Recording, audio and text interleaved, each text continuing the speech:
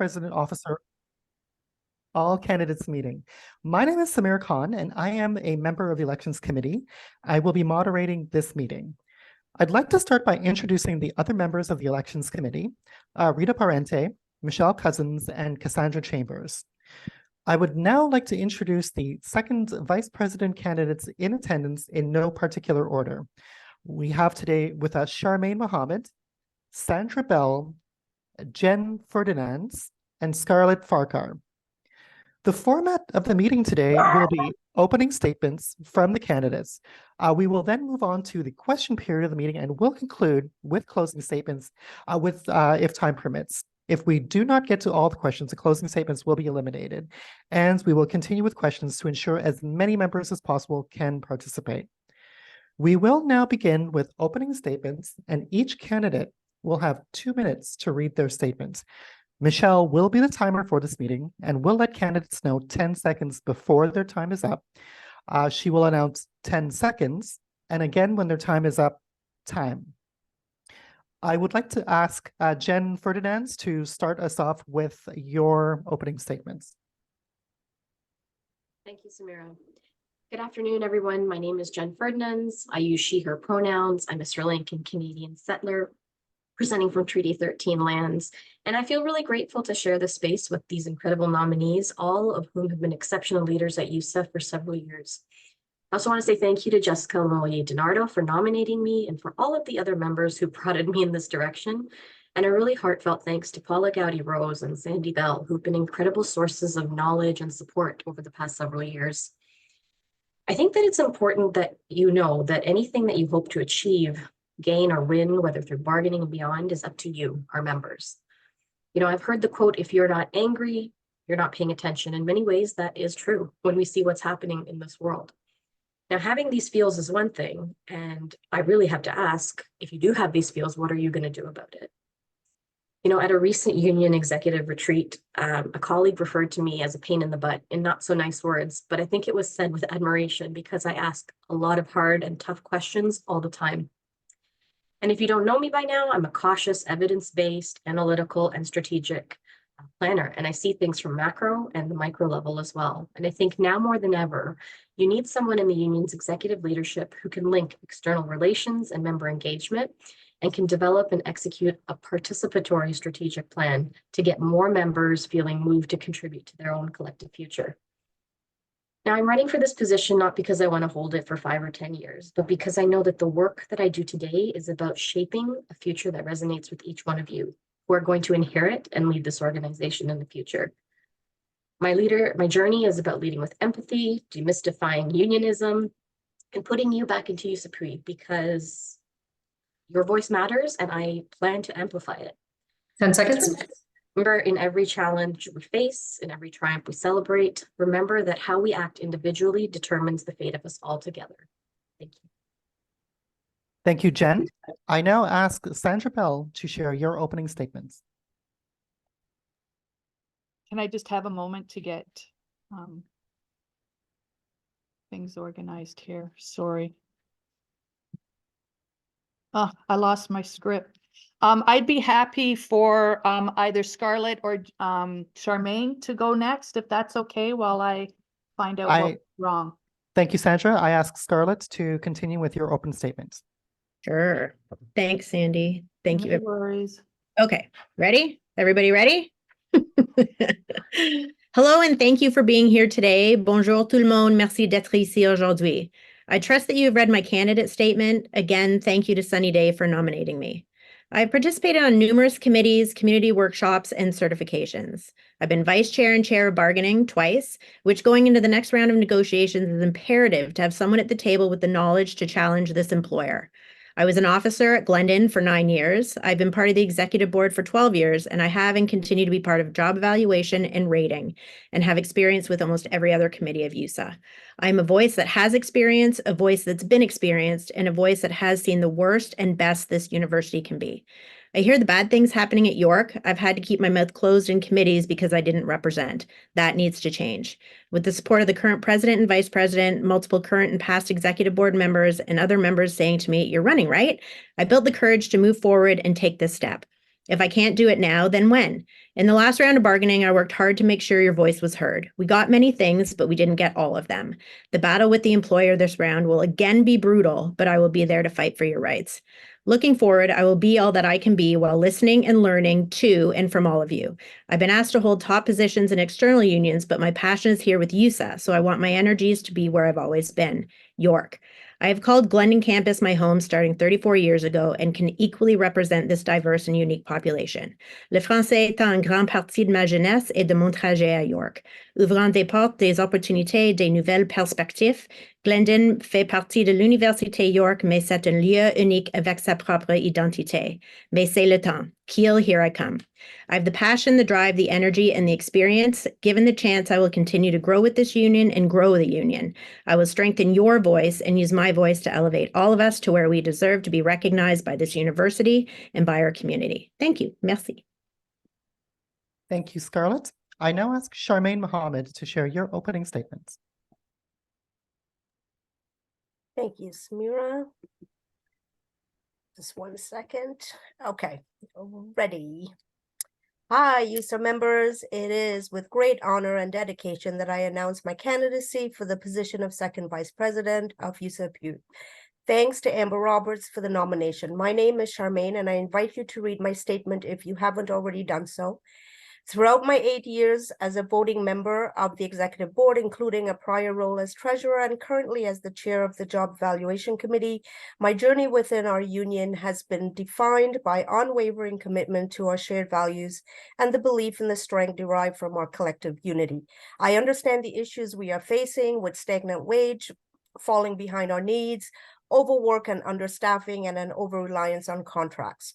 In my diverse roles, including participation in committees such as the YUSA Hiring Committee, the YUSA 2 Sword Thumbing Committee, the Board Manual Working Group, and representation on the Pension Board of Trustees, I have had the privilege of advocating for the rights and well-being of our members. Today, I present a vision fueled by the collective spirit that makes YUSA a beacon of unity and progress. As a visible minority, I acknowledge the crucial role that diversity plays in serving our dynamic and varied membership.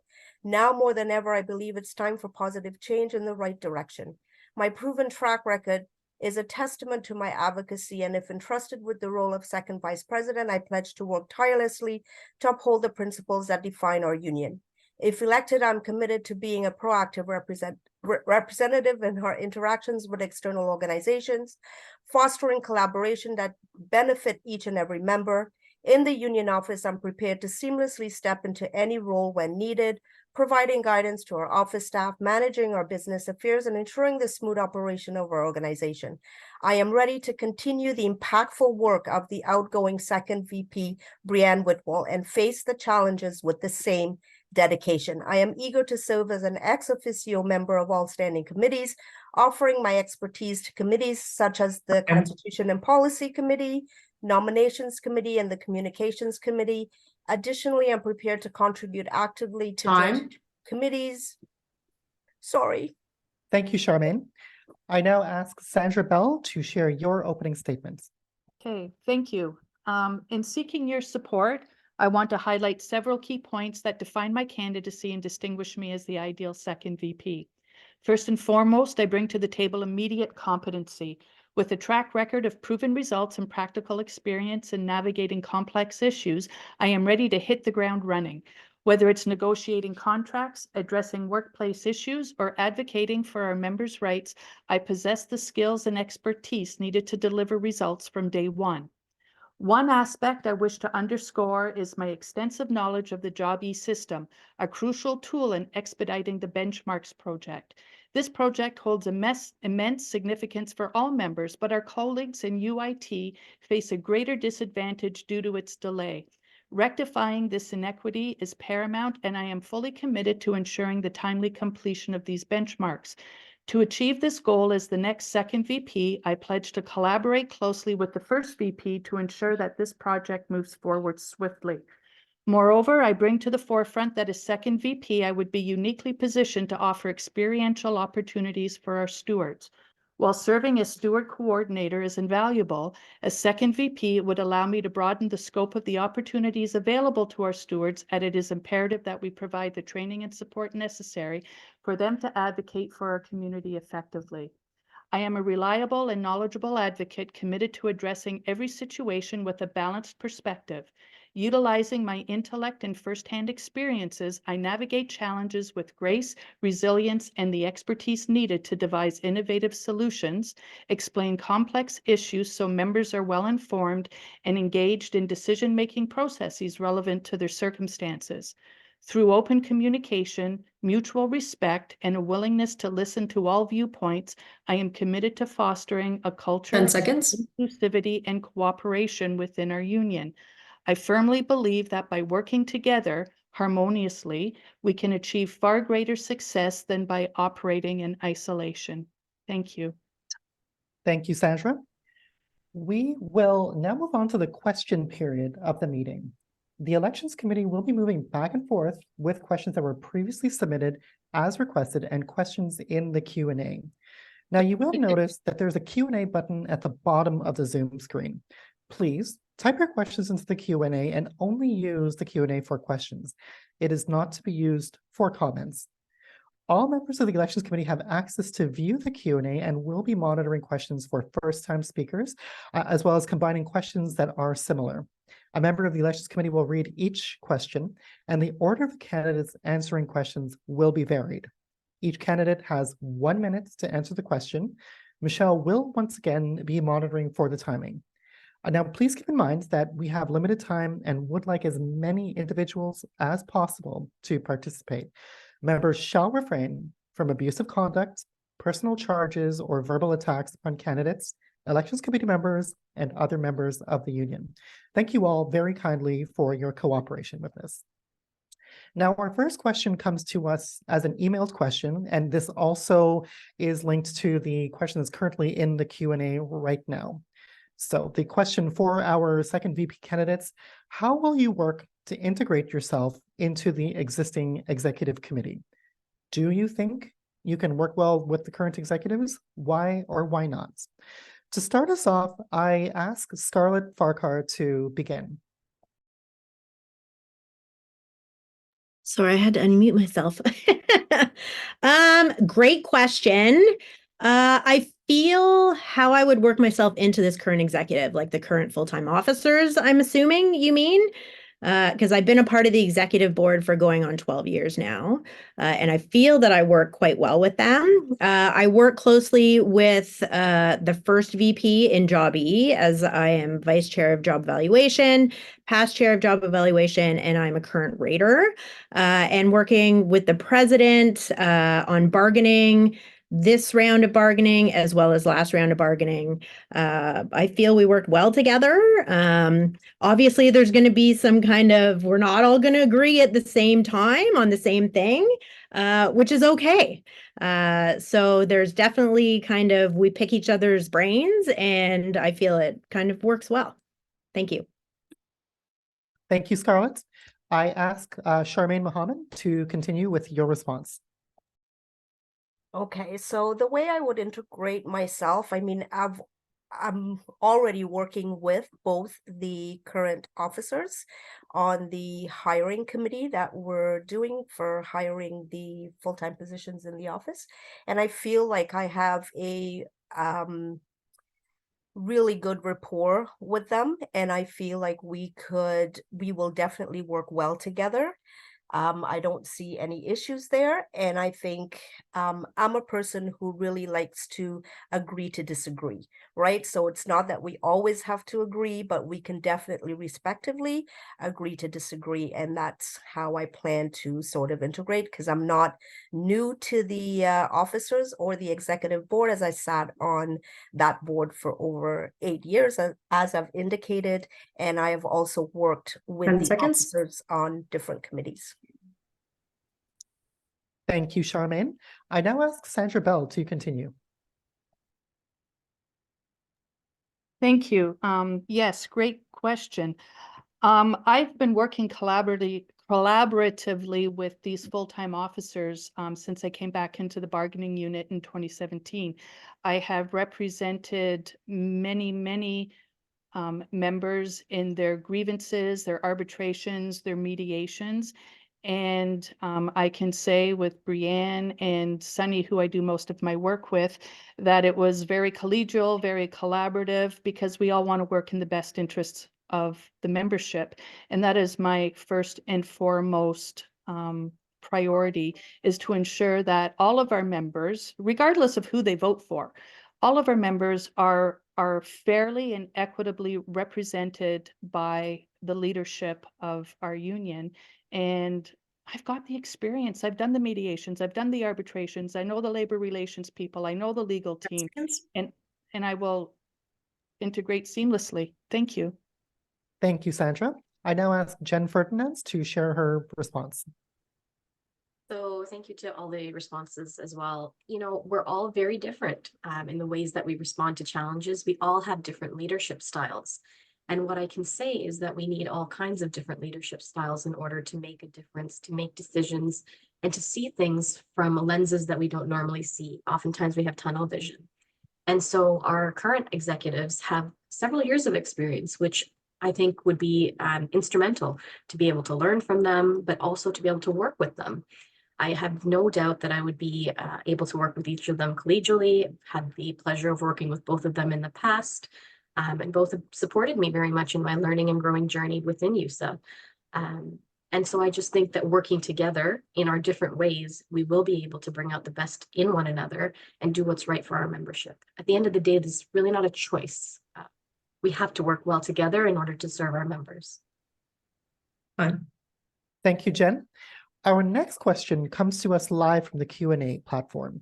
This comes from Raquel Torres. What is the most critical issue facing the second VP in 2024? Charmaine, I invite you to start us off.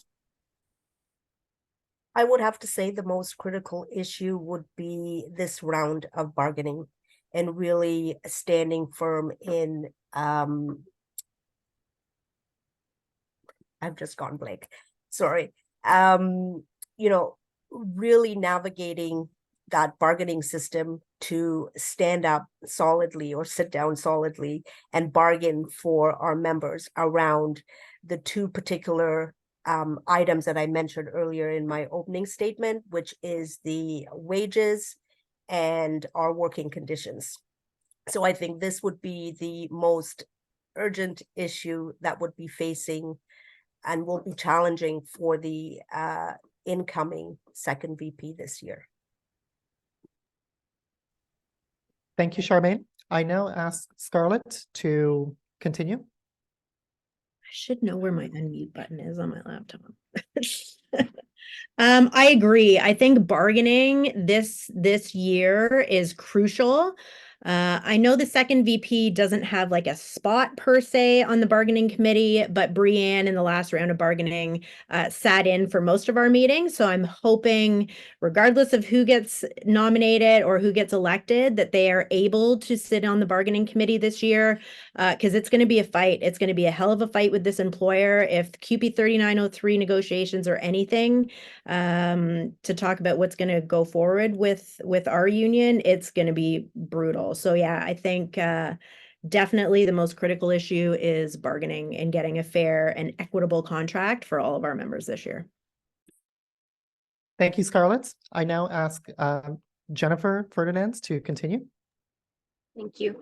So I would say that what's in the purview of the second vice president is really the relationships that are built with external organizations. Absolutely, bargaining is going to be a critical challenge this year, but I think it is how we are going to be able to leverage external, whether it be across York with our cross-campus alliance, as well as external unions and organizations to rally support behind us. Because as much as we are individuals within YUSA, we're a collective within YUSA, but when we have our voices amplified by national unions or our colleagues across the campus, that's where we have the power to be able to make an impact in bargaining. And we have an excellent bargaining committee that's committed to providing the members with what it is that they're looking for. So leveraging the external partnerships in order to rally behind YUSA. Thank you, Jen. I now call on Sandra to share your response. Hi. Wow, it's difficult coming up on the backs of some very, very good responses. We are in a bargaining year. Absolutely, bargaining is essential, but quite often what happens during bargaining is our members' needs get pushed to the background. And the difficult balance for the VP, as Scarlett mentioned, is not necessarily that they have a constitutional role on second VP. And I think during bargaining, one of the roles that the second VP, while sitting at the table, can also be picking up the slack with the members' needs and all of that, while our bargaining team is at the table. Just to mention, 3 members of the bargaining team are here running for candidacy. So I think either one of us would be well positioned, but it's balancing between bargaining and the members' needs that I think will be the best or the most difficult issue for the second VP. Thank you, Sandra. Our next question comes to us via email. For the candidates, think of a time that you have had to work with a difficult individual. Without giving any confidential details, what was the situation and how did you deal with it? I would like to ask Sandra Bell to start us off this time. Wow, in 36 years, I've dealt with quite a few difficult individuals. I think the first thing is to hear them, let them know that they are being heard, and then find the basis of the issue. It's important to stay calm. It's important to let them know that you're interested and you're caring and you want to help them find the best outcome that you can. Doesn't mean you have to let an individual walk all over you, but it's important that you're able to let them know that they're being heard. That's how I've managed to deal with difficult people. Thank you, Sandra. Jen, will you continue with your response? I really love that answer, Sandy. I think it's absolutely critical that we actually, when we're dealing with different people, understanding that we're all coming from different backgrounds, experiences, maybe even just the day that you've had, whether you've gotten stuck in traffic, etc. I think that empathy comes into play when you're working with difficult people, and that is the skill that I've been able to use in order to diffuse situations. But you absolutely need to check your own feelings, your own biases first, and come to this meeting or this conversation bravely. You have to be able to be authentic in yourself, and you have to be able to listen and see from another person's perspective, perhaps what the challenge is. And I really do believe in empathy as well as a little bit of root cause analysis. So a little bit of logic with a little bit of heart, and that's what we need in order to work together. People aren't difficult, the situations are difficult. Thank you, Jen. I now ask Scarlett to continue with your response. Yeah, very good point, Sandy and Jen, for sure. I think you just need to listen to what they're saying. You need to be present and in the moment with them. Like if you're talking to somebody, don't kind of look off or check your phone or whatever. You actually need to kind of, as Jen said, get to the root cause of what's going on. Yeah, I've worked with a few people over the years. And sometimes they're just having a bad day and they just want to vent. They just want to talk. So I think the listening piece and being present is really, really important. Thank you. Thank you, Scarlett.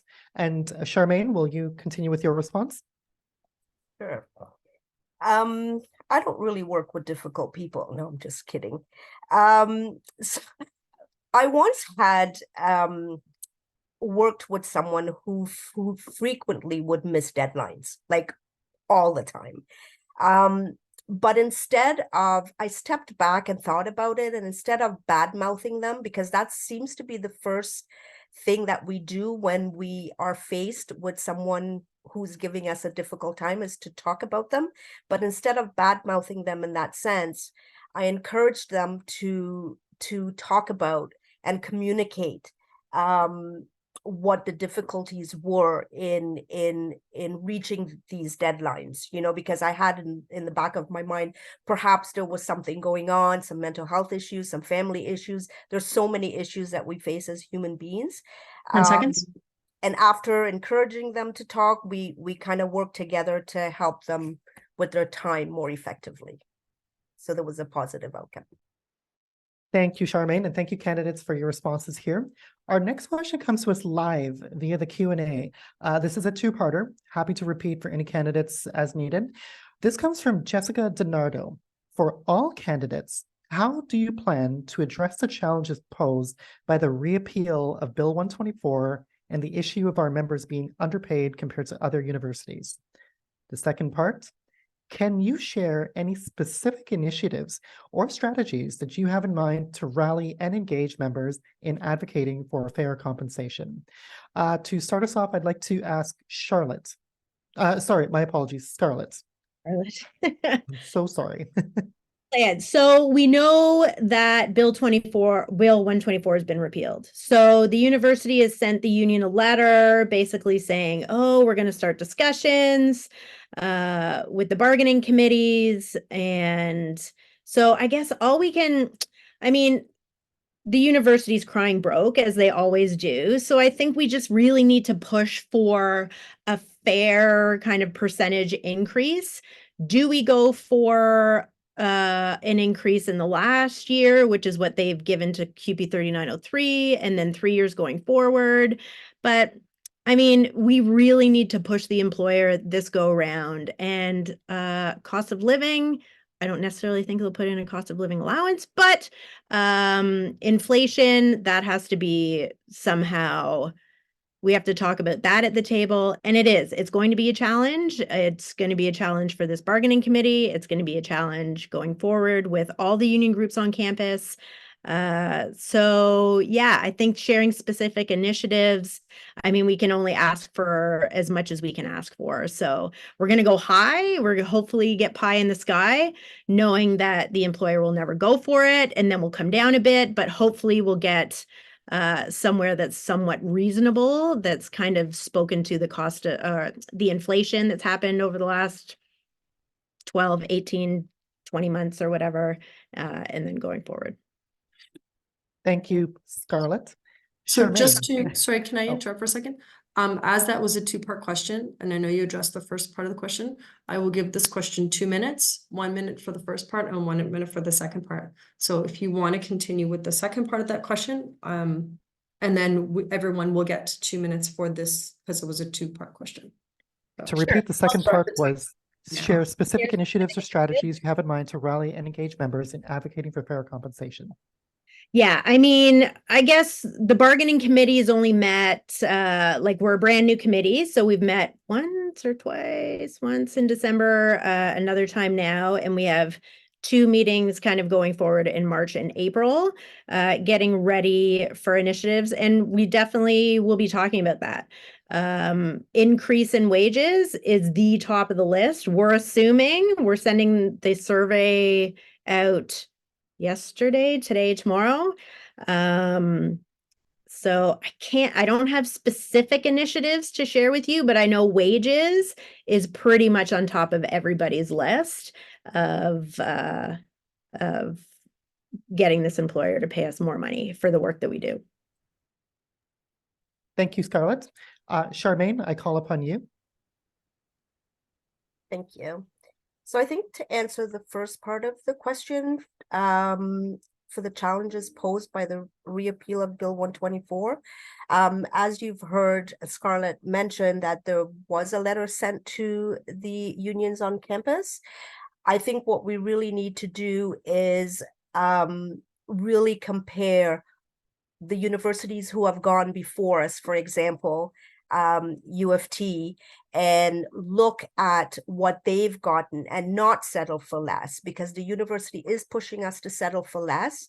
And we do have to look at the inflation increase we've endured over the last 3, now 4 years, right, with a 1% increase. So we have to be fair for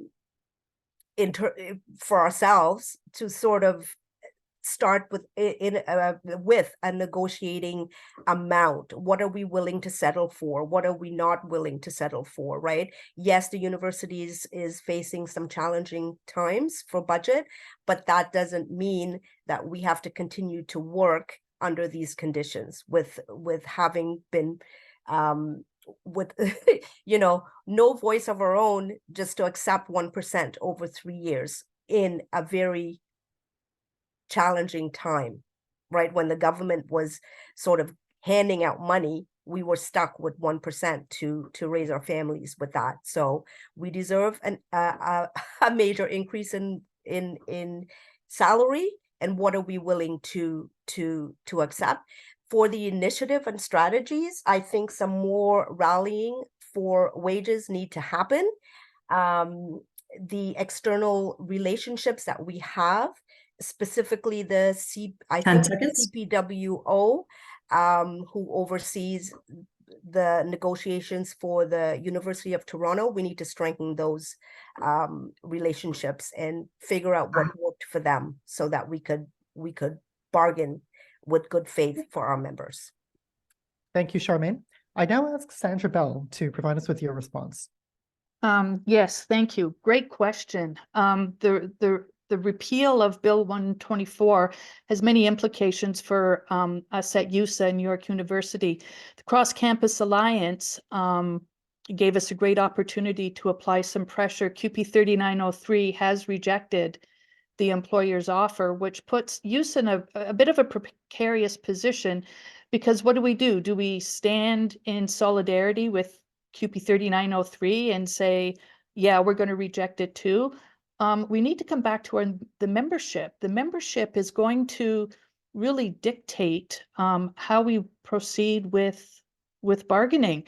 And it's not really what are we willing to settle for. It's more about what are we as a community and a membership, what are we willing to do in order to get what we feel we deserve? Are we ready to rally? Are we ready to wear buttons, t-shirts? Are we ready to go on strike? And really, that's the ultimate works thing we can do, is withdraw our services. And as a bargaining committee, this is what we need to do, is we need to hear from the membership. What are you willing to do in order to get your 9, 10, 11, 12% increases over the next 3 to 6 years? So we can rally, we can wear buttons, we can work to rule, we can withdraw our work, our services. That's the choices we have as a union. But the big question to our membership is, what are we willing to do to get it? And that's where we need to map the membership. We need to talk to the membership to find out how 10 seconds. they want to be. There. That's all. Thank you, Sandra. And now I ask Jen Ferdinand to share your response. Thank you. Absolutely, it does possess some challenges, but there's also opportunities with what's going on here, in the sense that we have a lot of information at our disposal to be able to make light of the situation. The fact that QP is going before us, we have that as evidence. We have the Auditor General's report, which talks about how leadership has made decisions that have impacted their fiscal situation, so they can cry about their fiscal situation, but that's due to decisions that are made in advance. We also have so many organizing tools and methodologies, but Sandy, you nailed it. It's the members, right? And so I think some of the strategies and tactics that we need to have in order to move forward and show our strength as a union will be things like making sure there's information sessions for our members so that they understand what is happening with bargaining. What is bargaining? What is the process? What has the employer said? We'd also want to make sure that we're having, rallies, whether they be on campus, similar to the one that happened in the summer, or even maybe bigger rallies that are external. Working also with other unions, inviting bargaining committee members from TMU, from University of Waterloo, that also has a very similar staff association like YUSA, and having them come and share their best practices so that we can emulate them. There are so many different and small tactics that we can take in small measures in order to measure how the membership wants to be involved. Some of us maybe are more evidence-based and would like to do research. So for example, looking at the sunshine lists, how much have increases happened over the years for our leaderships, our counterparts? And how is that, map out to what we have gotten? So we work at a university, and in very many ways, that's a great opportunity for us because we're able to use 10 seconds. We're able to use our knowledge and research in order to shape our outcomes. So that's how I would address these challenges. Thank you, Jen, and thank you all candidates for sharing your perspectives on this very important question. Our next question comes to us once again live from Dawn Burns. The second vice president deals with bodies external to YUSA. Can you or please outline your experience with other groups? To start us off, I'd like to ask Sandra Bell. Thank you for the question. It's a good question. External bodies to York or to YUSA. I attended CCU from about 2012 to the end of 2016. I'm familiar with their executive board, their mission, their vision. I was also part of the rebirthing of, and I can't remember what they called themselves, but it was the confederation that brought together all the associations in the universities. And I sat at that table to try and reinvigorate that. And to me, that was a great opportunity for learning. 10 seconds. So much in progress. So Labor Council, not so much, but CCU, Time. I'm familiar with. Thank you, Sandra. I now ask Scarlett to share your response. Really need stronger glasses. Thanks, Dawn, for the question. So bodies external, regionally, so in Toronto, there's the Toronto and York Region Labor Council, and I was involved with going to their meetings once a month last year, and before COVID, I think. I can't remember. Sandy, what you were thinking of CPWO, COPWO, CPWO, Confederation, I don't know. Yeah, I don't know, but like a remarkable organization. I learned so much through them, but unfortunately, I don't think they've disbanded. I think they've kind of gone into the ether. I know Brianne was trying to kind of get people back together last year, but I don't think it happened. CCU, I'm very familiar with, Confederation of Canadian Unions, been on their executive, well, as a trustee, then treasurer since 10 seconds. 2017, I guess I've been treasurer, national treasurer for independent unions all across Canada. So thanks for the question. Thank you, Scarlett. I now ask Jen to continue with your response. Thank you. So in my role at the university, I've basically been doing relationship management for the past 15 years. And so not only dealing with individuals external to the university, but also groups, whether it's in faculty relations or even alumni relations. And so this kind of experience and understanding how relationships are managed are critical. And so some of the groups and organizations I think we need to be connecting with, other than the ones that have been mentioned, are groups that are labor organizations. So Labor Notes in the US. Even, the different unions, steelworkers, or the University of Waterloo. The York Federation of Students is another external body, but has a lot of power. And then that's thereby extended by the Ontario and the Canadian Federation of Students. Let's not forget that that's who we serve, and to get them on our side and to get them up to speed and be partnering with us, that's going to have some really great leverage for us. Thank you, Jen. And I ask Charmaine to share your response. Oops. Thanks for the question, Dawn. This is great.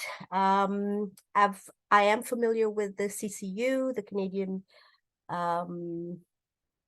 See, now I can't say what it is, but I'm just drawing a blank. Sorry. I'm familiar with them. I've attended the conference, so I'm very familiar of how they are made up.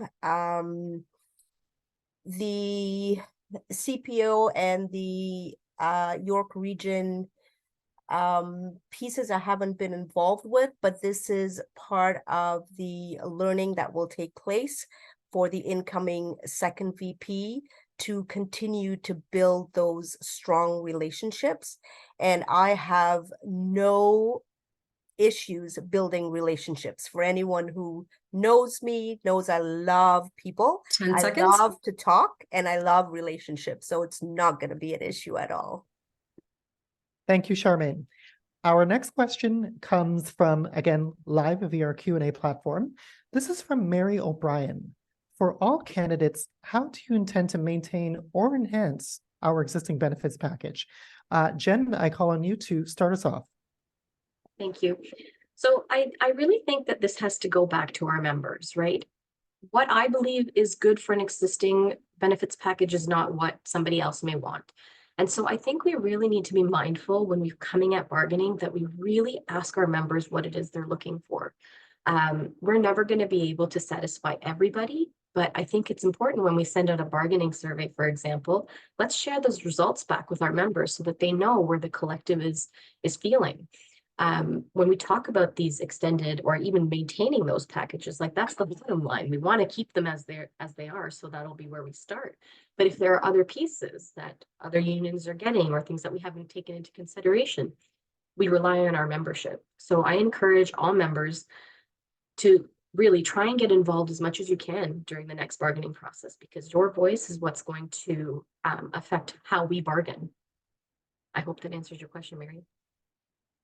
Thank you, Jen. I now ask Charmaine to continue with your response. Sure.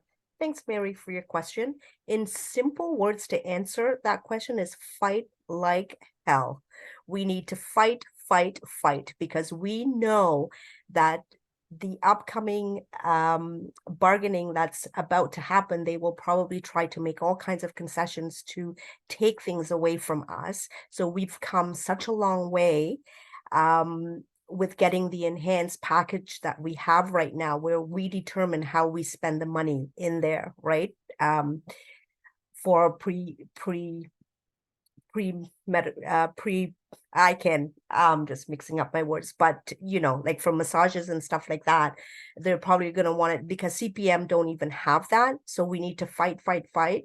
And in terms of enhancing what we already have is what do members want? What do we not have?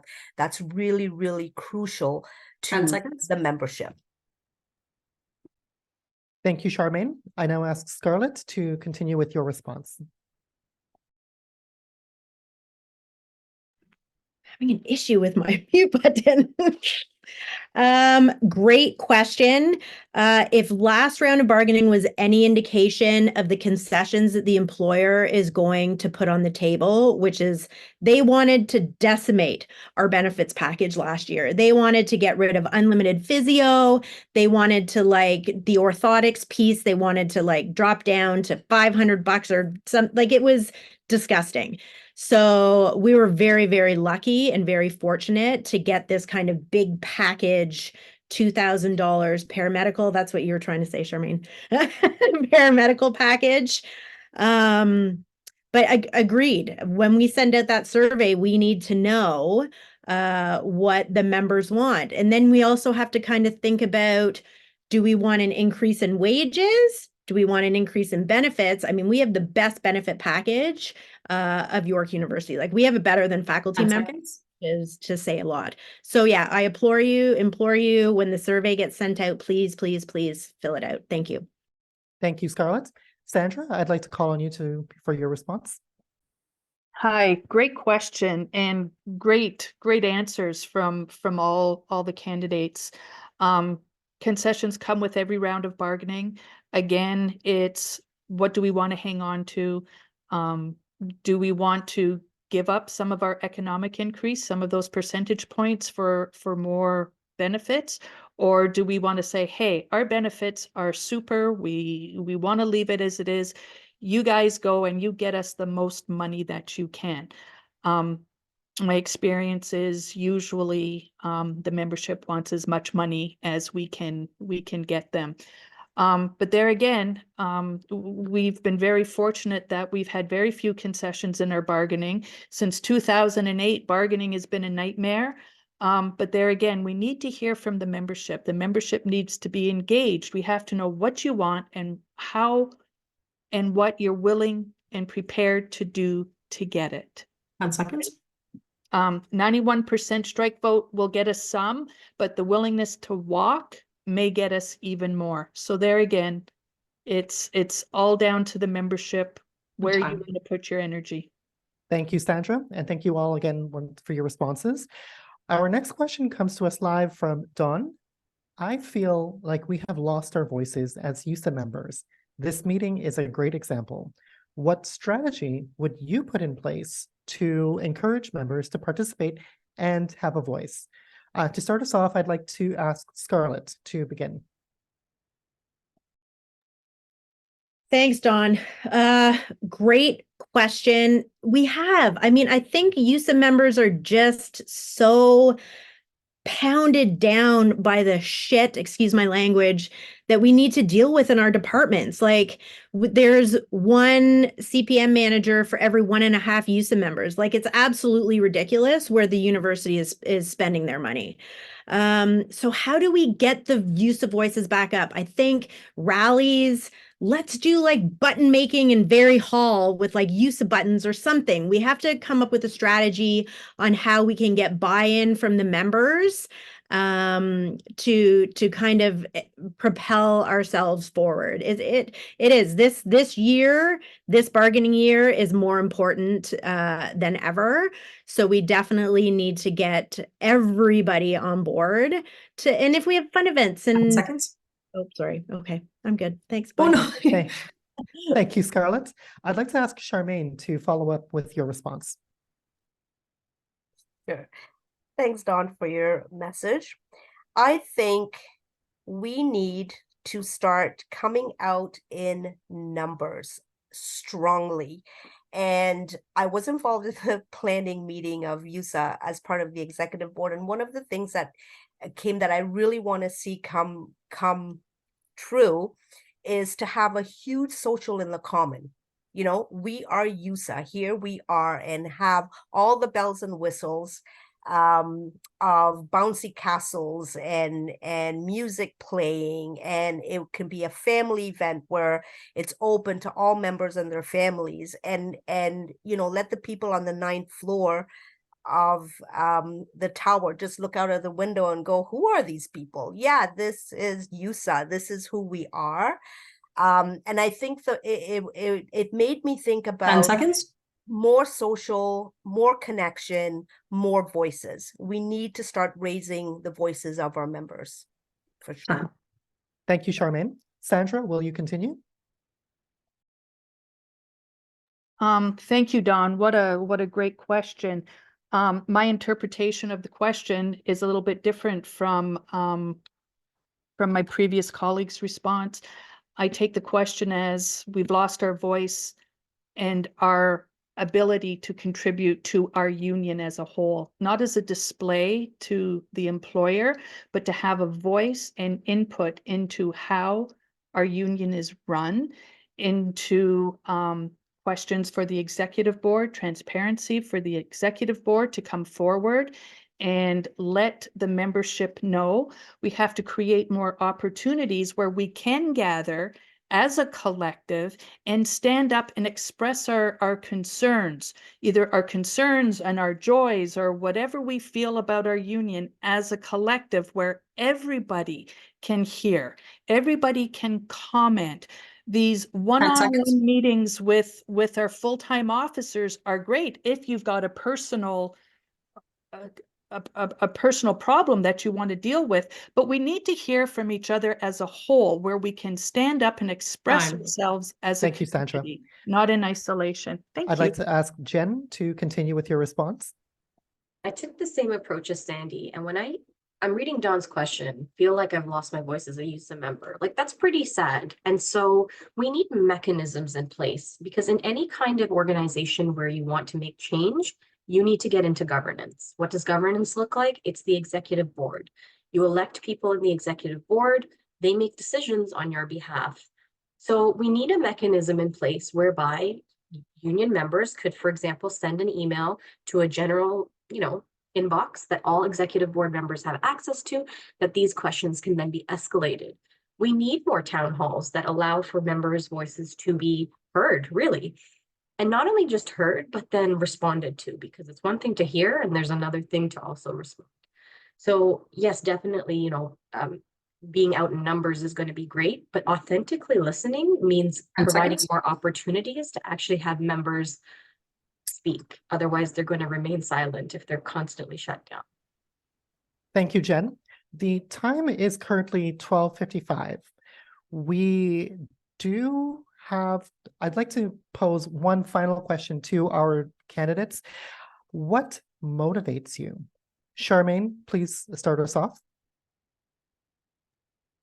What motivates me? That's a loaded question. But I think what comes to mind is, how can I make a difference in this world that I live in? And to me, this is why I'm here today, right? I'm tired of complaining and seeing things go the way that I wish it didn't sometimes. I need to be the difference that I want to see. And I think that really, really pushes my motivation. And I never thought in a million years that I would actually be on a panel such as this, but I really need to be that change. If I want to see change, then I need to be that change. And I think that's really 10 seconds. that's my motivation, is how can I make a difference? Thank you, Charmaine. Scarlett, please continue. What motivates you?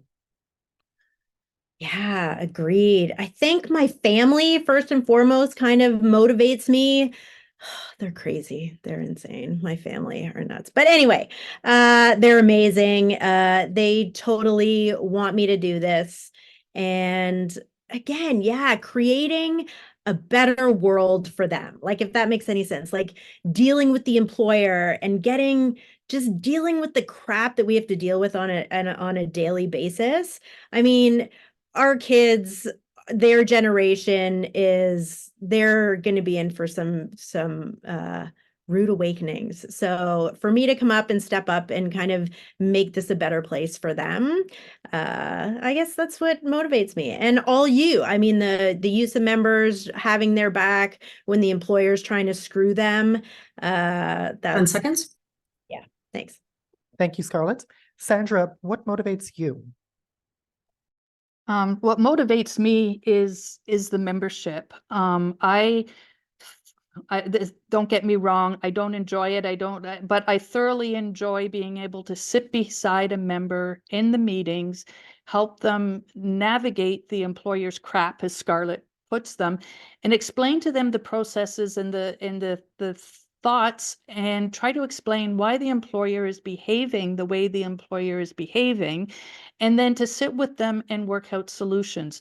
Our members don't always automatically want to go to grievance. It's not their first choice in how to deal with their workplace issues.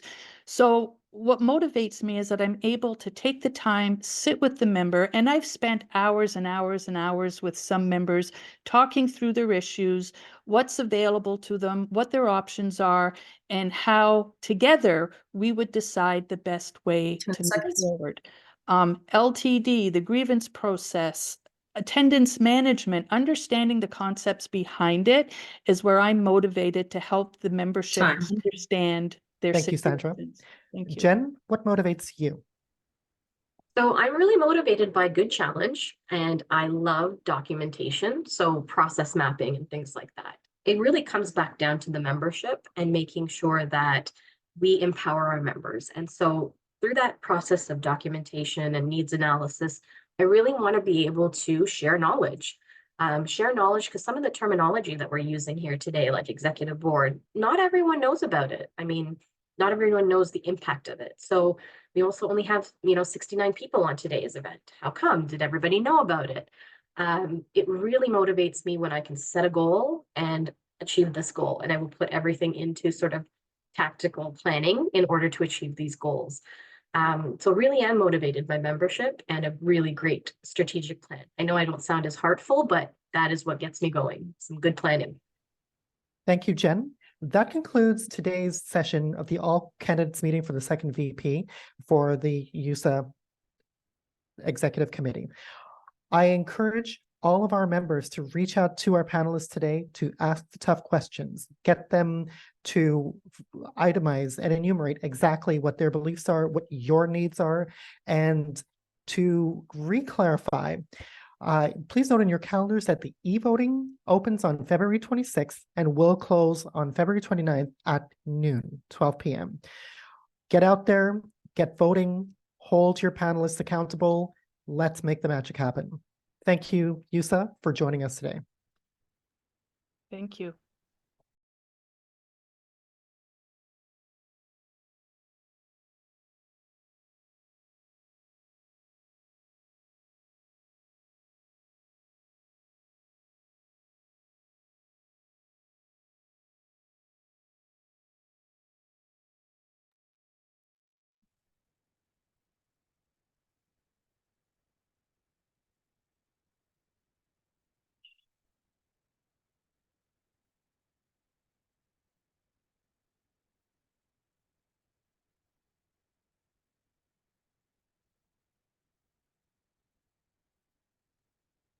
Okay, the time is 1:05, and we will continue with the second part, the second session of the meeting.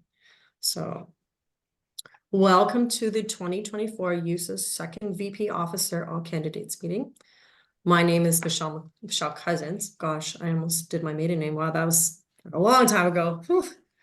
Literally, sorry about that. My name is Michelle Cousins, and I'm a member of the Elections Committee, and I will be moderating this meeting.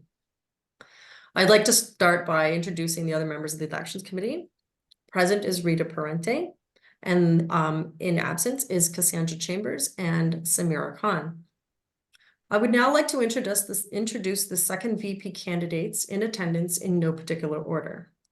We have Charmaine Mohammed, Jen Ferdinands, Sandra Bell, and Scarlett Farquhar. The format of the meeting today will be opening statements from the candidates. We will then move to the question period of the meeting and will conclude by closing statements if the time permits. If we do not get to all the questions, the closing statements will be eliminated, and we will just continue with questions to ensure that as many members as possible are able to participate. So we will now begin with opening statements. Each candidate will have 2 minutes to read their statement. Rita will be the timer for this meeting and will let the candidates know 10 seconds before their time is up. She will announce 10 seconds and again, time when their time is up. All right, so let's start with Jen Ferdinands. Good afternoon, everyone. My name is Jen Ferdinands. I use she, her pronouns, and I'm a Sri Lankan Canadian settler presenting from Treaty 13 lands. I feel really grateful to be able to share this space with these incredible nominees, all of whom have been exceptional leaders at YUSA for many years. I also want to say thank you to Jessica Mollier DiNardo for nominating me and for all the other members who prodded me in this direction, and a very heartfelt thanks to Paula Gowdy-Rose and Sandy Bell, who have been incredible sources of knowledge and support over the past several years. I think it's really important that you know that anything you hope to achieve, gain, or win, whether through bargaining and beyond, is up to you. I've heard the quote, if you're not angry, you're not paying attention. And in many ways, it's true when we look at what's happening around the world. Now, having these feelings is one thing, but I always pose the question back, what are you going to do about it? And, at a recent executive board meeting, retreat, a colleague referred to me as a pain in the butt in a not so nice words, but it was said with admiration because I do ask a lot of tough questions all the time. And if you don't know me by now, I'm a cautious but evidence-based analytical and strategic planner, and I can see things from both a macro lens and a micro lens. And I just think that now more than ever, you need someone in the union's executive leadership who can link external relations with member engagement and develop and execute a participatory strategic plan to get more members feeling moved to contribute to their own collective future. I'm running for this position not because I want to hold on to it for 5 or 10 years, but because I know that the work I do today is about shaping the future that resonates with each and every one of you who are going to inherit and lead this organization in the future. I lead with empathy. I want to be able to demystify unionism and put you back in YUSA because your voice matters and I intend to amplify it. And just remember that in every 10 challenge we seconds. face, in every triumph we celebrate, remember that how we act individually determines the fate of us all together. Thank you. Thank you, Jen. Next, we will move on to Sandra. Thank you. In seeking your support for the position of second VP, I want to emphasize several key points that highlight my candidacy and differentiate me as the ideal candidate for the role. First and foremost, I bring immediate competency to the table. With a proven track record of delivering results and practical experience in navigating complex issues, I am poised to make an impact from day one. Whether it's negotiating contracts, addressing workplace challenges, or advocating for our members' rights, I possess the necessary skills and expertise to achieve tangible outcomes. I want to underscore my extensive familiarity with the JobE system, a critical tool for expediting the benchmarks project. This project holds significant importance for all members, particularly our colleagues in UIT, who are disproportionately affected by its delay. It's crucial to rectify this imbalance, and I am fully committed to ensuring the timely completion of these benchmarks. As the second VP, I pledge to work closely with the first VP to facilitate the swift progress of this project. Furthermore, as second VP, I would have a unique opportunity to provide experiential learning opportunities for our stewards. While serving as steward coordinator is invaluable, assuming the role of second VP would allow me to expand the range of opportunities available to our stewards. It is imperative that we equip them with the training and support needed to effectively advocate for our community. I am a reliable and knowledgeable advocate, dedicated to approaching every situation with a balanced perspective. Leveraging my intellect and firsthand experiences, I tackle challenges with grace, resilience, and the innovation required to devise effective solutions. I strive to explain complex issues in a manner that ensures our members are well informed and engaged in decision-making processes relevant to their 10 circumstances. seconds. Through open communication, mutual respect, and a willingness to consider all viewpoints, I am committed to fostering a culture of inclusivity and cooperation within our Fine. union. Thank you. Thank you, Sandra. Next, we will hear from Scarlett. Hello, and thank you for being here today. Bonjour tout le monde, merci d'être ici aujourd'hui. I trust that you have read my candidate statement. Again, thank you to Sunny Day for nominating me. I participate on numerous committees, community workshops, and certifications. I've been vice chair and chair of bargaining twice, which going into the next round of negotiations is imperative to have someone at the table with the knowledge to challenge this employer. I was an officer at Glendon for 9 years. I've been part of the executive board for 12, and I have and continue to be part of job evaluation and rating and have experience with almost every other committee of YUSA. I'm a voice that has experience, a voice that's been experienced, and a voice that has seen the worst and best this university can be. I hear the bad things happening around York. I've had to keep my mouth closed on committees because I didn't represent. That needs to change. With the support of the current president, vice president, multiple current and past executive board members, and other members saying to me, "You're running, right?" I built the courage to move forward and take this step. If I can't do it now, then when? In the last round of bargaining, I worked hard to make sure your voice was heard. We got many things, but we didn't get all of them. The battle with the employer this round will again be brutal, but I will be there to fight for your rights. Looking forward, I will be all that I can be while listening and learning to and from all of you. I've been asked to hold top positions in external unions, but my passion is here with YUSA. So I want my energies to be where I've always been, York. I've called Glendon campus my home starting 34 years ago and can equally represent this diverse and unique population. Le français est en grande partie de ma jeunesse et de mon trajet à York, ouvrant des portes, des opportunités, des nouvelles perspectives. Glendon fait partie de l'Université York, mais c'est un lieu unique avec sa propre identité. Mais c'est le temps. Kiel, here I come. I have the passion, the drive, the energy, and the experience. Given the chance, I will continue to grow with this union and grow the union. I will strengthen your voice and use 10 my seconds. all of us where we deserve to be recognized by this university and by our community. Thank you. Thank you, Scarlett. And next, we will have Charmaine. Just 1 second. Okay. Hello, YUSA members. It is with great honor and dedication that I announce my candidacy for the position of Second Vice President of YUSA PUI. Thanks to Amber Roberts for the nomination. My name is Charmaine, and I invite you to read my statement if you haven't done so already. Throughout my 8 years as a voting member of the Executive Board, including a prior role as Treasurer and currently as the Chair of the Job Evaluation Committee, my journey within our union has been defined by an unwavering commitment to our shared values and the belief in the strength derived from our collective unity. I understand the issues we are facing with stagnant wage, falling behind our needs, overwork and understaffing, and an over-reliance on contracts that undermine job security. In my diverse roles, including participation in committees such as the YUSA Hiring Committee, the YUSA 2 SOAR Thumbing Committee, the Board Manual Working Group, and representation on the Pension Board of Trustees, I have had the privilege of advocating for the rights and well-being of our members. Today, I present a vision fueled by the collective spirit that makes YUSA a beacon of unity and progress. As a visible minority, I acknowledge the crucial role that diversity plays in serving our dynamic and varied membership. Now more than ever, I believe it's time for positive change in the right direction. My proven track record is a testament to my advocacy, and if entrusted with the role of the Second Vice President, I pledge to work tirelessly to uphold the principles that define our union. If elected, I am committed to being a proactive representative in our interactions with external organizations, fostering collaboration that benefit each and every member. In the union office, I'm prepared to seamlessly step into any role when needed, providing guidance to our office staff, managing our business affairs. I'm ready to continue the impactful work of the outgoing second VP, Brianne Whitball, and face the challenges with the same dedication. I believe that by working collaboratively, we strengthen our union and make it an even more formidable. Thank you. Thank you, Sharon. Thank you, everyone, for your opening statements.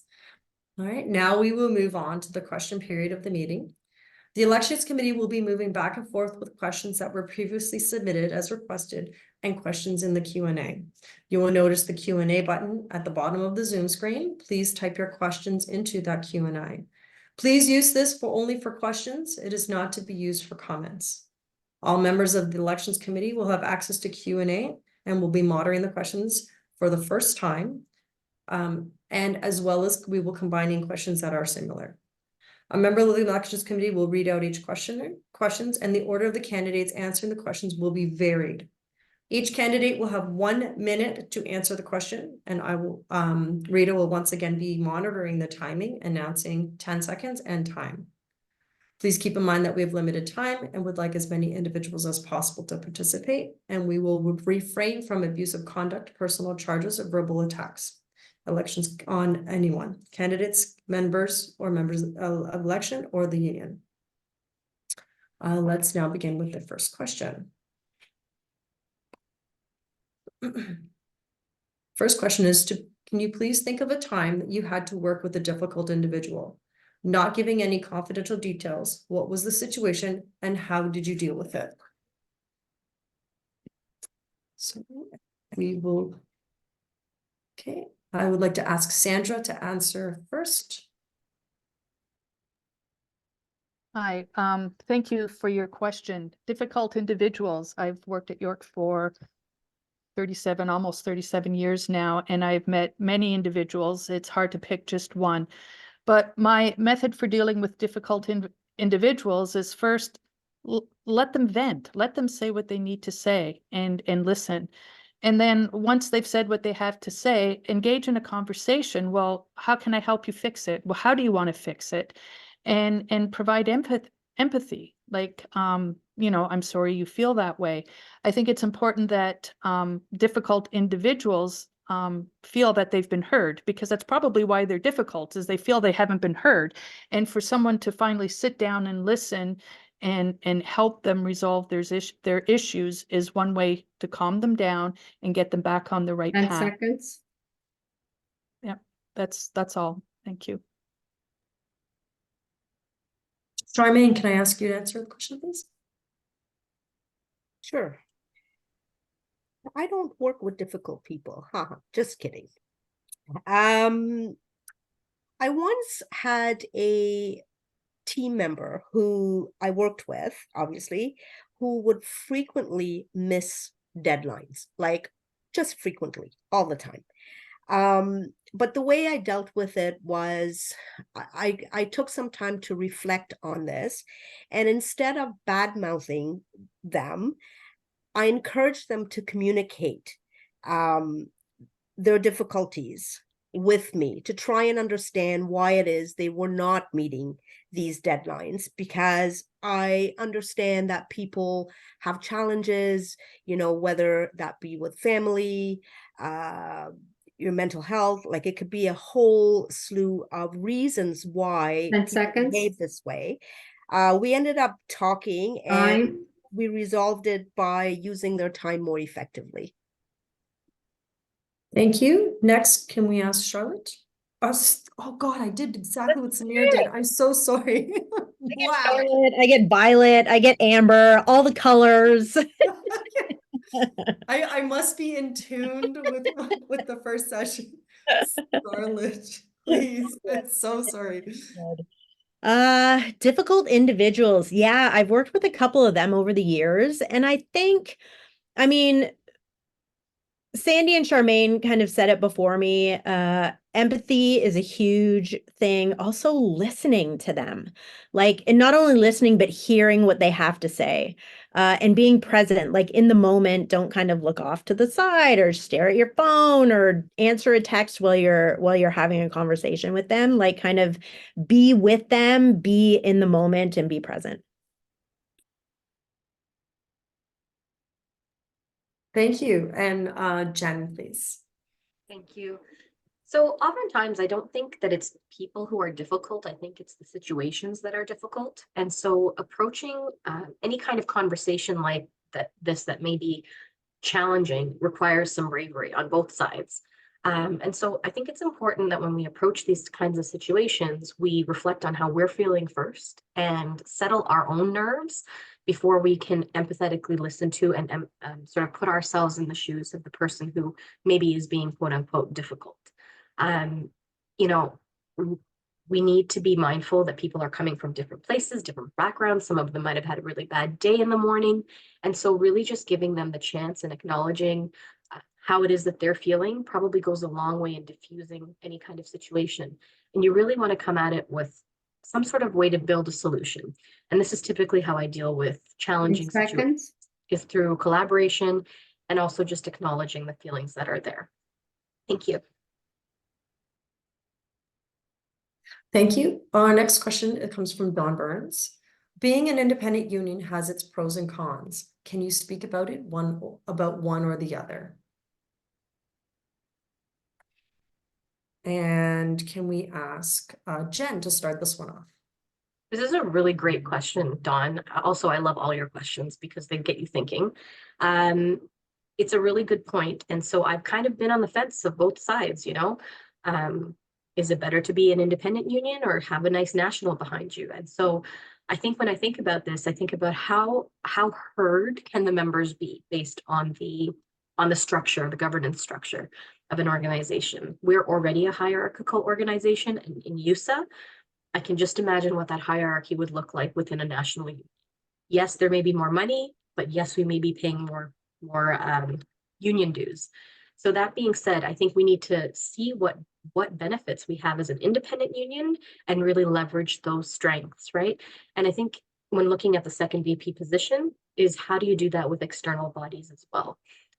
There are going to be pros and cons for both. 10 seconds. I feel that we can work with what we have right now in order to develop better member engagement. Thank you. Next, can we hear from Scarlett? Sure. Great question, Dawn. Thank you. So again, yeah, I'm kind of pro and con. So the great thing about YUSA being an independent union is that all of our money stays within YUSA. Like all the member dues stay with us. We don't have to give it to a big national. The con piece of it is that we don't have a national behind us to kind of, if we wanted to go on strike or whatever, we don't have the backing of like a big kind of CUPE national to support us. So, but we do have CCU, and we have the Toronto York Region Labor Council as well. But yeah, it's kind of like a pro and a con being an independent union. Thank you. Next, can we hear from Charmaine? Thank you. Thanks, Dawn, for your question.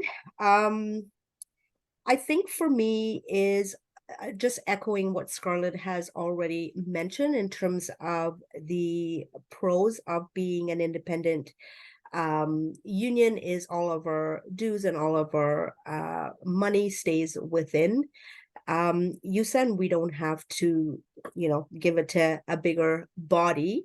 However, I think there's because we've been independent for from the time we've been YUSA, maybe it's time to start talking to the bigger unions to figure out, and maybe Sunny already knows some of this, what are the pros and cons of staying independent versus going with a more national union, like the 10 seconds. auto workers or the steel workers. Like, what are the pros and cons? I really don't know personally, but I would love to know. Thank you. Time. Thank you. And Sandra, please. Hi, Dawn. Thank you for the question. It's a really, really good one. And again, very complex. As an independent union, we have full autonomy. We get to make our rules. Our money stays with us. We get to decide how we spend our money, and all our money is all our money. With the big national union, all their money doesn't necessarily mean that's all our money. We'll have a very small percentage of their national bank account that we would be dictated to how we could spend it. However, as a bigger union, and to have that national body, and just to say, a lot of our independent unions in CCU also have national bodies, but the locals retain their autonomy. But the amount of education that an overarching national union would be able to give to 10 us. Yes, seconds. we have to give them some money, but look at Unifor. Look at the education that Unifor is able to give to their members. It's huge. They have a family education center. We could benefit from both. Thank you. Thank you, everyone. We have another question from Barak Raisian. All candidates in their opening remarks mentioned the aim of amplifying members' voices. Can you give examples of concrete initiatives you would take as the second VP to democratize the union and involve rank and file members in decision-making? Let's hear from Scarlett first. Sure. Thanks, Barak. Sorry, I always say your name wrong. I'm on bargaining with Barak. You always come up with great questions. So I don't know how to answer that, because it's not really like the second VP can't just make a unilateral decision. Like, it would have to come to the executive board, right? So sure, if I had an idea, I would take it to exec, it would get voted on, and then it would go to the membership. I feel, and then your question, did it involve rank and file members in decision making? I feel that YUSA does do that to a point. I'm just thinking of kind of bargaining. We always send out the survey and we ask for we ask for members' feedback. And so I feel like we do include rank and file. Obviously, we need to do a better job of it, for sure. Especially this round of bargaining. I think our voices, somebody had said it, we need to amplify. Oh, you said it in your 10 seconds. Amplify members' voices going forward, especially this year. Jen? Thank you. This is a great question. Kind of a couple of answers here for me is one, the mechanisms by which we can do this probably point back to our Constitution. And one of the concrete ways I would see in implementing or amplifying member voices is to also give them information. I'd really want to be able to see, that board meeting minutes are, like, this is entrenched in the Constitution, that board meeting minutes are shared to our members so they know what we're talking about and making decisions on their behalf because of. Also building a mechanism that allows board members or union members to send a message to the entire executive board. So everyone's coming to the same amount of information from the same member, and we can address it as an executive board. I think it requires us to think very carefully about how we make decisions and governance structures. And so even before we can get to, members reaching out, I think our members need to understand how it is they can make an impact, because our executive board is actually accountable to 10 each and every one of seconds. you. So these are the concrete ways via constitution and actual communications mechanism. Thank you. Let's continue with Sandra. Hi, this is a great question, and it's something that I've been putting in my previous candidate statements year after year after year, is to amplify the voice of the members. We can do this several ways. We can have more frequent general membership meetings, which we don't, as a membership, we don't need to wait for the executive board to call a membership meeting. We can gather 10 or 20% of the vote, and we can submit to the executive board, we want to have a general membership meeting. So that's one. Another way is to open up our executive board meetings to the general membership, where if you want, you don't need to wait to be invited. You can send an email, say, I'd like to attend this executive board meeting, and you would sit in that room with no voice, no vote, but you would be able to hear what was going on, right? Transparency, more frequent newsletters, circulate the minutes of the meetings in monthly newsletters. Open bargaining, maybe not. That's a difficult one. I know QP does it, and it can be problematic. Thank you. And let's continue the conversation with Charmaine. Thank you. Thank you, Barack, for your question. How do we amplify members' voice? Members need to tell us how to help us identify how we could amplify that, because obviously what we're doing is not enough. It's not making members feel like they're being heard. What do we need to do as officers of this union, as executive board members of this union? What collectively do we need to do to amplify your voices and to make sure that you feel like you're heard, that you have a safe place? So for me, my first thought is to really reach out to the membership to get a sense of what that looks like for you. What would you like to see? Like you've heard other panelists say, that we do the surveys and we have newsletters 10 and seconds. we have general meetings, but what else are we not thinking about or doing that we need to be doing? We need the members to speak out about what they need. Thank you. We have another question coming from Dawn Burns. Can you reflect on a specific YUSA mediation, grievance, or step 2 meeting that you felt was a turning point without including any confidential details? Maybe something you learned or a takeaway that has stayed with you. Let's start off with Charmaine.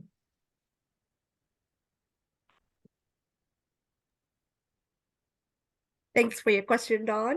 I have not personally been involved in a step 2 meeting because I haven't had the opportunity. I have had the attendance management program training, but I haven't had the opportunity to actually be a part of this. This is a part of the learning that I look forward to if I get voted in as the second vice president. This would be an area for me to grow and learn from some of the best, obviously. So thank you. Thanks for your question, Dawn. Sandra, and it can be a mediation, grievance, or any other meeting that's related to YUSA. I need time to think. I've participated in many of all of the above, step 2s, mediations, and arbitration. I think one of the most significant for me, and unfortunately I couldn't see it through to arbitration, was the grievance we put together for allowing experience to be considered in lieu of education. requirements. So in 2016, I had done all the legwork for that. We had mediated it 2 times with a very distinguished mediator, Kevin Burkett. And we almost had it settled. We almost had it settled until the employer decided that they didn't want this particular, oh, I think I need to stop talking here. Only because of the confidentiality portion. So take that back. I will say, I think that was one of my most 10 significant seconds. points. And there's many others. Man, if you want to know, reach out. I'll tell you about them. Time. Yeah. Thank you. Jen. Thanks for the question. So haven't been able to sit in these kinds of meetings, grievance, step 2, but I have been able to sit beside members at attendance management meetings, and have also just consulted with members who have called me up to ask questions. And I think at the end of the day, it really highlights the responsibilities you have as a union official, no matter what capacity you're in. And it's really to help empower these members to really understand a situation.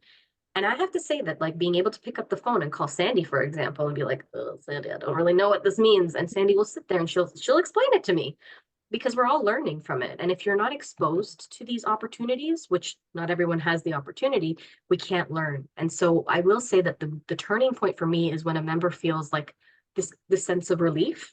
And I check in with members after weeks after, and make sure, like, are you still doing okay? Is everything okay?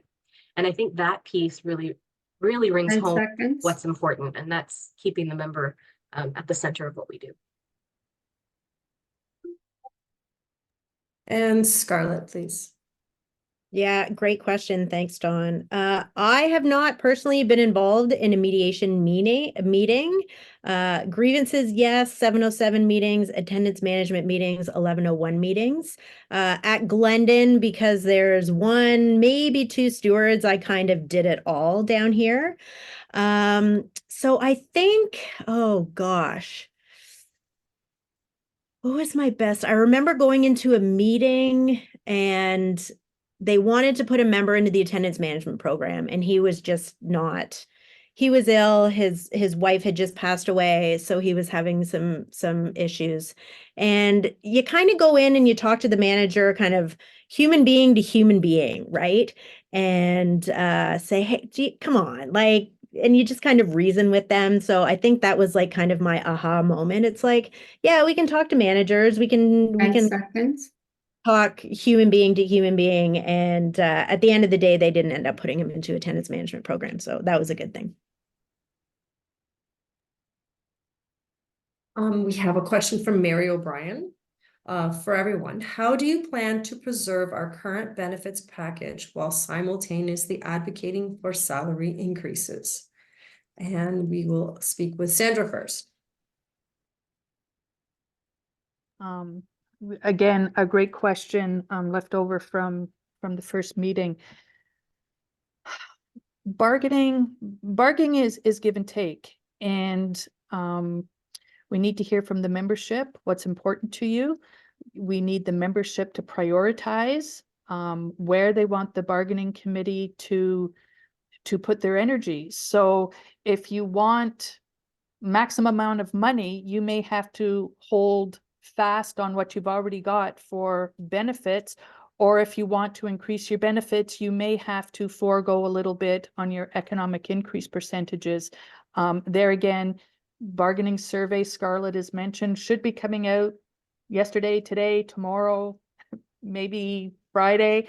But this is up to the membership. We can only bargain what you want us to bargain. And as a membership, you need to 10 be seconds. prepared to know what you're willing to do in order to get your benefits or your economic increases. Are you willing to walk? Are you willing to work to rule? Are you willing to, wear buttons? Are you willing to rally? Time. Thank you. Next, let's hear from Jen. So just to reiterate what Sandy is saying, I think that every one of us is coming from a different area, right? From what it is that we need. Some of us are really dependent on benefits. Some of us are really looking for an increase. So I think making sure that we are speaking to our members about what their asks are and sharing back the results of a bargaining survey so that our members know what the collective is looking for is really important, that little bit of transparency there. At the same time, I know that benefits can't also pay the bills all the time. So I would say at the very minimum, we try to keep for what we have. But as Sandy says, in bargaining, you have to be willing to have, there has to be some willingness to have some concessions. It's not ideal, but again, this is where the second VP's position with building relationships externally to help bolster what it is we're asking for and making sure that we have evidence to say that what we're asking for is not actually out of sorts. I think that will also help us. 10 seconds. So leveraging those external relationships for the evidence-based ways that we can ask for gains. Thank you. Next, let's hear from Scarlett.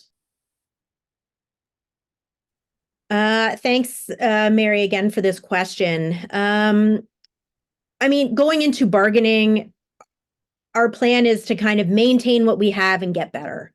The employer, on the other hand, always wants to concede. Like I don't even know how many tens of concessions they put on last time on the floor. So to maintain our current benefits package, which is the best benefits package on campus, by the way, even better than the faculty members, YUFA. And I think this year advocating for salary, it's going to be huge. Increase in salary, I think, is the way to go. I think if you were to ask YUSA members what they prefer, increasing our already awesome benefits package versus increasing 2, 3, 4, 5% wage increase, I have a feeling that members would say go for the money. But again, it's up to you. As all my colleagues on the panel here, 10 seconds. it comes from the membership. You need to tell us what you want to see. Thank you. And Charmaine. Thank you, Mary, for your question. So just to reiterate what you've heard from all the panelists so far, really it comes down to what our members are asking, right? There's no question in our minds that concessions will be made because we will be demanding and asking for an increase in salary. So what exactly are we willing to give up in order to get an increase, and is it worth it, right? But this is the bargaining year that we have to fight like hell. And this is what I said in my first answer to this question. We need to fight. But most importantly is making sure that as the membership, you are participating in the surveys that are coming out from your bargaining committee, and making sure that your voices are amplified in terms of 10 what's seconds. important to you so that they can fight for what really matters to you. Thank you. Thank you. We have a question coming from Kevin Gavin. What are you going to do to make sure that every member's interests, no matter what position, are taken into consideration? There are definitely members in different departments who feel that they are underrepresented. But it says, let's start with Scarlett. Loaded question, Kevin. Oh gosh. We do. I mean, the impetus comes from the members to get in touch with the YUSA executive. If you're having a terrible time in your department, we need to know about it because we might not know, or YUSA may not know. I mean, I've been back on campus 5 days a week since September 2021, and there's other people still working from home 4 days a week. So I get it. And I know there's other departments on campus who have been back even through COVID, and they don't feel that they're being heard. And I get that. I totally get that. So I think as second VP, in the second VP position, we need to listen to what you're saying. You guys need to reach out to us. We need to listen, and then we need to engage the employer to do whatever it is we can to make sure that your working conditions are 10 seconds. did you say 10 seconds or time? Yes. Oh, 10, sorry. 10. That your working conditions are where they need to be. Thank you. Next, Charmaine. Thanks, Kevin, for your question. That is a very big question. One of the things that come to mind is, for me as an newly incoming second vice president, I would like to do an incoming survey out to the membership to get a sense and to educate myself about what really matters to this membership. I know I have knowledge by sitting on the executive board that the membership are feeling unheard and unrepresented, and that's not right. We cannot continue to have members feeling this way. So that would be one of the first things that I would do, is an onboarding membership survey, so that I can hear directly from the members what they need and what they think Seconds. we should do to address the interest of the membership. Thank you. Thank you. We will now hear from Jen. Thanks for the question, Kevin. I think in this situation, we in leadership positions within YUSA have to be not passive and not wait for someone to come and reach out to us. I think that we have an amazing network of stewards, and I can't pretend that in a senior leadership position like second vice president, I would be able to hear every single member as much as I would like to. However, if there are strategic plans in which we can utilize our stewards to get to know our members and have the stewards be the eyes and ears of our union, which is what they should be, and have them report back to us, then we will get a consensus of what is the feeling around campus. It's one thing, again, to ask these questions of our members, but then what do we do with this information? So sometimes it's hard to just ask, but at least having stewards going out and talking to members, setting up actual lunch appointments or coffee chats, actually reaching out. I think those are the kind of tangible, tactical ways we're going to be 10 able to help seconds. members who feel underrepresented feel like we actually care. I hope that answers your question. Okay, and let's hear next from Sandra. Yes, during the campaign in October, I did walk around and I spoke to a few people. And what kept coming back was how the membership felt there was inequity in our Job E, especially around our members in UIT. And I touched on that in my opening statement. For reasons that go back to the late 90s, there's been difficulty getting benchmarks for our members in UIT. So when your jobs come up to be rated, it's not so much the system that's failing you, it's the lack of benchmarks that we can use to confirm our ratings and ensuring that you're getting the best possible rating that you can.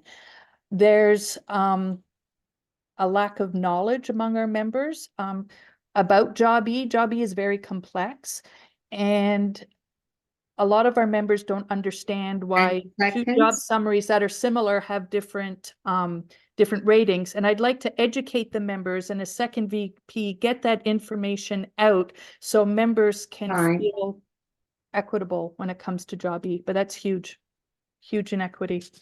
Thank you. Okay, let's go to not giving any confidential details. Please discuss a time when you disagreed with a popular decision. How did you handle this? Let's hear from Charmaine.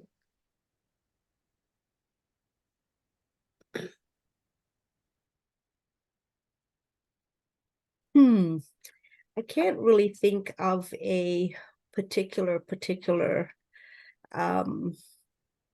there are always times when people, especially people in a hierarchy position, that would sort of make decisions that you may disagree with, but is, for myself, I sort of need to understand and look at the bigger picture as to, why is this decision being made? How does it impact?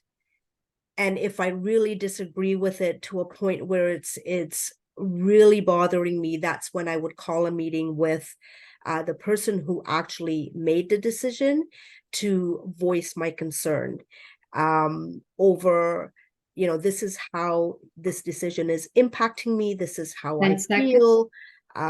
So it's really dealing with it head on, I think. Thank you. Sandra, let's hear from you next. Well, one decision, and I'll keep it in the context of the union, one decision that was announced at the last AGM was the decision to hire an office manager and a labor relations coordinator. And my solution to that was to stand up at the meeting and express my displeasure and why I didn't think it was a good idea. And I encourage all members to stand up and present their objections in a fair and reasonable manner, in a calm manner, and say, I don't think this is a wise use of our resources. What's disappointing was the response, but we got a response, but we need to stand up. If we don't like the decisions that our leadership is making, there are provisions in the collective agreement that allows us to petition policies we 10 don't agree with. seconds. There's referendums for policies we don't agree with. There's things, and as a membership, we need to understand what our rights are and how we can deal Right. with decisions that we think that we don't agree with. Or Thank you. the membership. Let's hear from Scarlett. Yeah, along those same lines, if something kind of just doesn't sit well with me regarding a popular decision that's been made, obviously I'll voice my opinion. I tend, in most of our meetings, in our executive board meetings, I tend to be kind of the devil's advocate. I always kind of insert and, well, did you think of it this way kind of thing? I think people are starting to get annoyed with me, but whatever. Because I like to make people think, like, don't just side with like the popular decision piece of it. We have to think about it and make sure it's good for everybody going forward. And what else? Yeah, that's about it. Thank you. And Jen, let's hear from you. Thank you. So I think one of the things, and I wasn't always like this before I had my daughter, I was very quiet and never said anything in any meeting, even if I thought I should. But now I have to take a lot of courage. When something feels yucky or I don't understand it, I will ask a million questions, especially when something is being decided that's going to impact a lot of people. I will put my 2 cents in, even if it's not appreciated. I feel it's important to advocate for what I believe is right. At the same time, though, I think it really is important that we discuss some of these decisions, even if we don't agree, because it's quite possible that I just didn't have enough information to understand why that decision was made. We, I think, have to be very reasonable and logical, and it takes courage to be able to stand up to what the dominant decision might be. But find like-minded people like you and express your concern. I guarantee you, if you disagree with somebody, you're not the only one who feels that way. So finding, another 10 advocate to seconds. be able to navigate through that and discuss is probably the way you can mitigate these issues.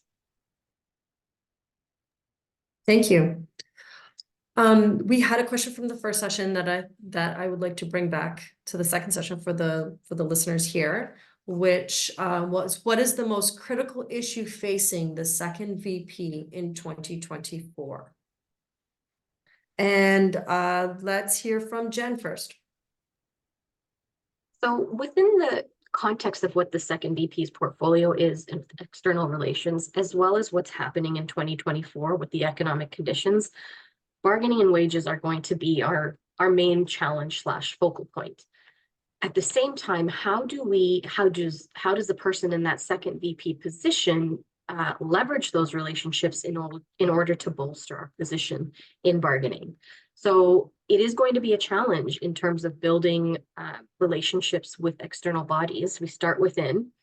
within the cross-campus alliances, but also externally, being able to bring in guest speakers to share what their best practices are. How have they been able to win big? I think that once we figure out how to create value with other external organizations, like the Toronto York Region Labor Council, etc., we need to be able to create value for them as well. Seconds. So how do we work together? And I think that's going to be it, leveraging external relationships strategically to support bargaining. Thank you. Charmaine, let's hear from you. Thank you. Can you repeat the question, please? I just had a brain fart, sorry. Absolutely, no worries. What is the most critical issue facing the second VP in 2024? So for me, my answer would definitely be bargaining and wages would be a critical issue for the officers this year, for sure, bar none. And I know that the bargaining committee members have already started to do some research. They've shared with the executive members, some of the wage increases that our friends over at UFT, for example, got, how they got it. So like Jen said, it's really taking all of that information, looking at inflation, and making sure we come up with a really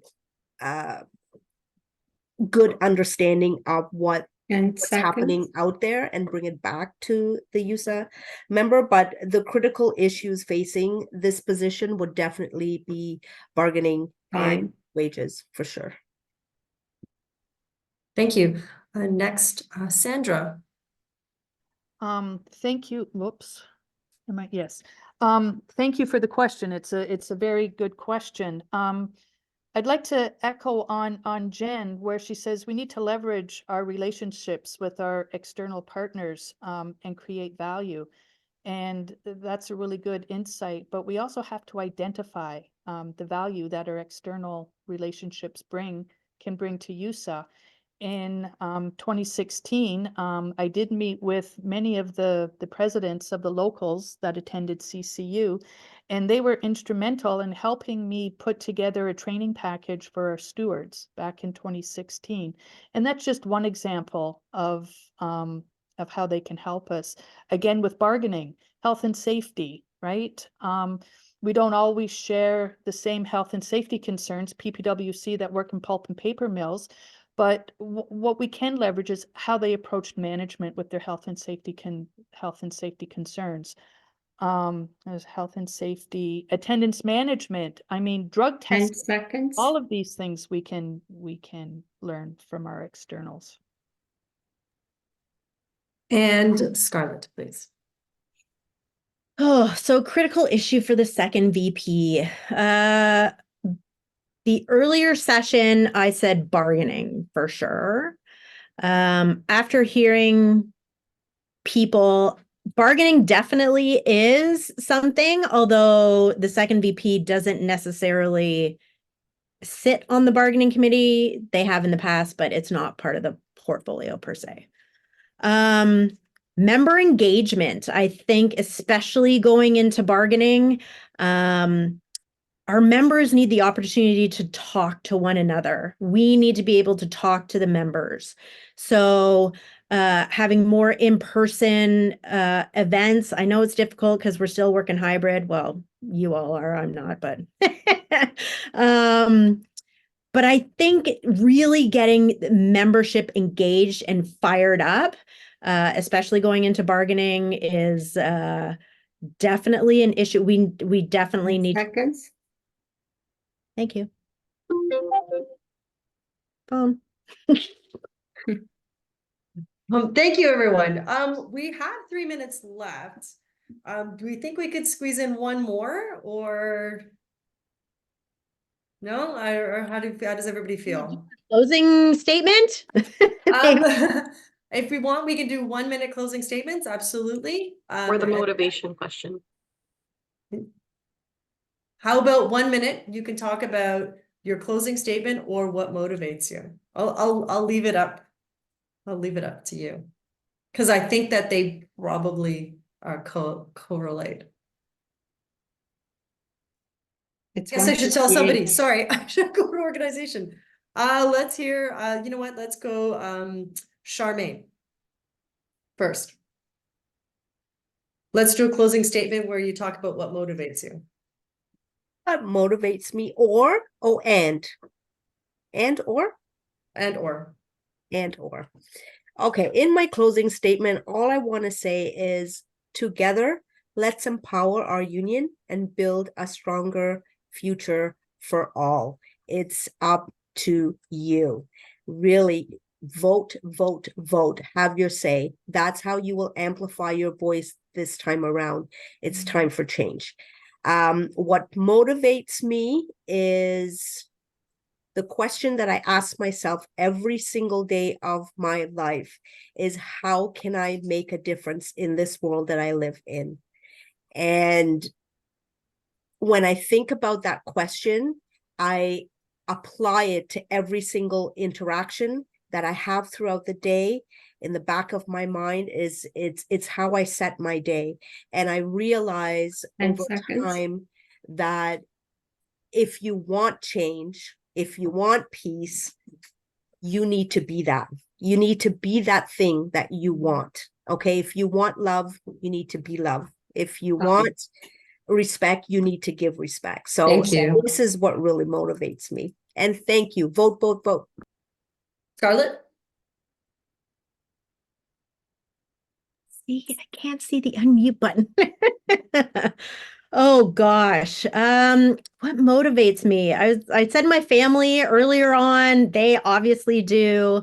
I think in this context, it's the members, man. Like we have some very passionate members around the YUSA table, which I think is super fantastic. And I mean, look at the folks running today. Like I just want to say, for these women to step up and put their name forward to run for second VP takes courage and guts. Like kudos, amazing. As Dawn said in her question, kudos to you all. Good luck with the election next week. And yes, get out and vote. What else? Just want to thank YUSA members for all your questions and your comments. You really made us think today. So thank you so much. Thank you for your support, and get out and vote. Thank you. Okay, Sandra? I'll do a little bit of both. What motivates me to do this work is that I'm able to help those who may not be able to help themselves. And when I say that, navigating the workplace, navigating the collective agreement, navigating the Constitution, navigating York management is not always easy. And I take my motivation from when I do help a member see the light, so to speak, is they get a smile on their face and they say thank you.